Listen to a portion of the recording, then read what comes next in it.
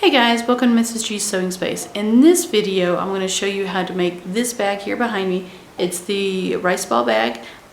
I spoke about this bag in my last video, giving a brief description about this bag. If you haven't seen that video before, look up in one of these two corners and there'll be a link there showing you the original video of the canvas bags. But for this video, I'm going to quickly go through how to make this particular bag. Now this particular bag is made just like the prior bag, with the exceptions of the pockets, and so this is what this video is going to go over. It's going to be all about the pockets. If you enjoyed this video, right, 3 1/4. Okay, so I'll measure right here, and I'll measure right here. See that little snip? Made that snip, anything like that. I'm just going to cut.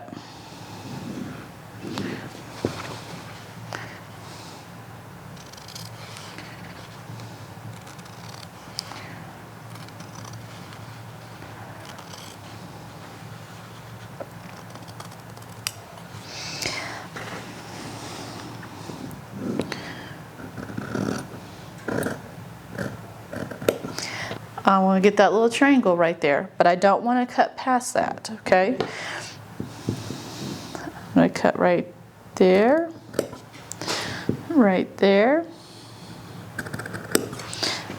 Flip it around, do my other side. Right there and right here.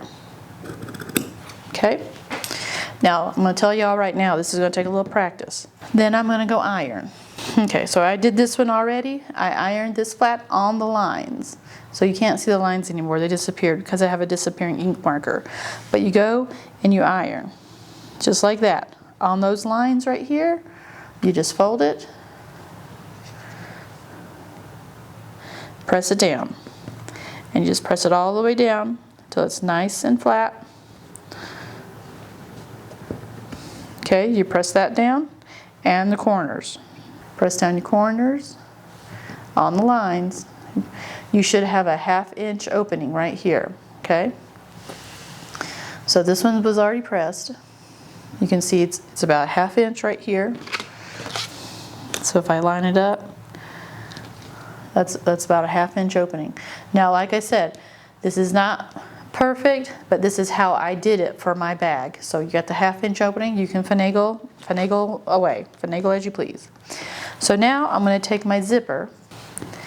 I'm going to move my zipper handle down, and I'm going to like pin this together or like that. Okay? And I'm going to make sure when I lay this down that the end here is where my lines are, because that's my sewing lines. That's a sewing line. This is a sewing line. I don't want to sew over this, because if a needle hits that, you'll pop a needle. You'll break your needle tip. Same over here, because you do not want to sew over here, and you want to keep a opening there. So I'm going to take this and flip this over, bloop, just like that, and I'm going to line up the edge right here, that corner, with my sewing line. Just like this. Okay, like that. Now, if you are new and looking for perfection, this is what I'm going to recommend. Just take needle and thread. I have a needle here with a single strand of thread, and I'm just going to zigzag this across. Not doing anything huge. It's a basting stitch to keep your teeth together. Sorry. Basting stitch just to keep your teeth together.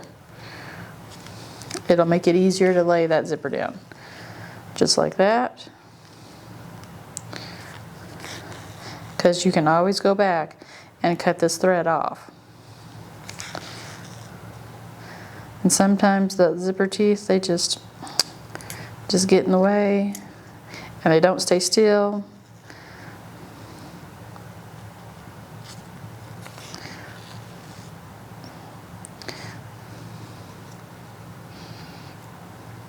Okay.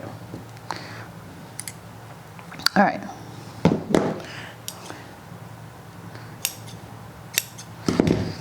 Okay. just so you guys see what I did, just to keep those teeth together so I can lay it here on my opening. And your zipper needs to be inside that opening. That zipper tab needs to be here. So I'm going to lay it down again,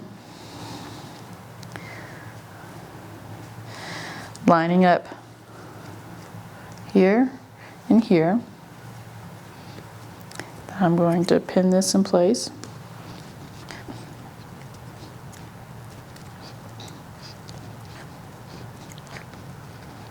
So now I've got it pinned down. I've pinned it through the zipper, the tab here, and the fabric on the other side. So I'm going to flip this over. Okay. Now that I've got this pinned down, I can do a couple of things here. I can go back and do a basting stitch all the way around and remove those pins, which I might do. It might be easier to do that. Or I can go back and repin on top like this while removing the pins on the back.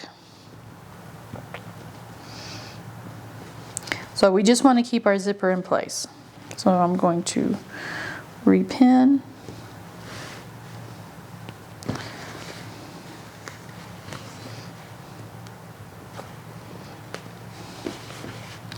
Like that. So it's up to you. You just take needle and thread, do a basting stitch around. This also allows you to work around your zipper tab. And since we have so much extra here, I can actually pin this further out because we just want to keep it in place.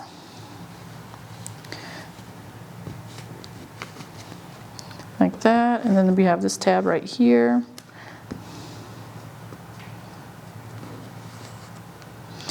So I see the tab right here. See where I'm going to sew at? So I can actually just like right here, because that's where my needle's going to go.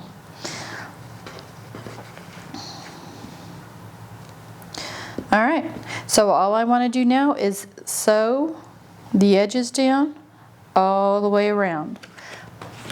Be careful when you're sewing, because you want, like I said, you don't want to hit the metal zipper stopper, and you want to make sure to do some strengthening stitches here where the tab is going to close. I should have done it on this bag, but I did not. I just did a single stitch, but I would do multiple stitches right here to give it strength. So when you zip it shut, you see how that's working right here? Let's see.